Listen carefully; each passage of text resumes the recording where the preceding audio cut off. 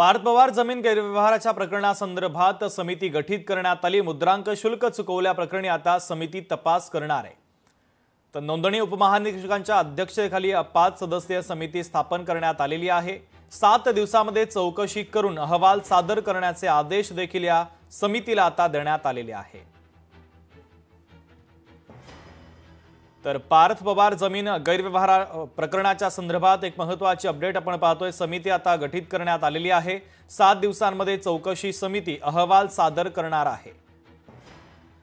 तर आमचे प्रतिनिधी चेतन ननावरे जोडले जातात या बातमीच्या संदर्भातले अधिकचे अपडेट देण्यासाठी। चेतन, आपण पाहतोय पार्थ पवार यांच्यावर गंभीर आरोप या जमिनीच्या खरेदी संदर्भातले करण्यात आले।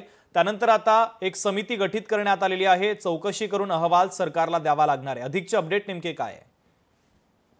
शुभम, पार्थ पवार यांच्या संदर्भातील जी गोरेगावची जमीन आहे या संदर्भात आता चौकशी समिती उदयराज चव्हाण जे नोंदणी उपनिरीक्षक आहेत, पुणे मुख्यालयात बसतात, त्यांच्या अध्यक्षतेखाली ही समिती अधिक तपास करतील। त्यांच्यासोबत दुसरे नोंदणी उपमहानिरीक्षक आहेत धर्मदेव माहिनकर, याशिवाय सहजिल्हा निबंधक आहेत संतोष शिंगणे, नोंदणी महानिरीक्षक आहेत अनुजा कुलकर्णी, आणि शेवटचे 5वे सदस्य असतील ते अतिरिक्त कार्यकारी सहाय्यक नोंदणी महानिरीक्षक संजय पाटील।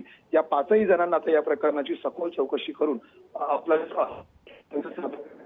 अगदी चेतन, महत्त्वाचे अपडेट या बातमीच्या संदर्भातले पोहोचवलेले आहेत। तुर्तास धन्यवाद।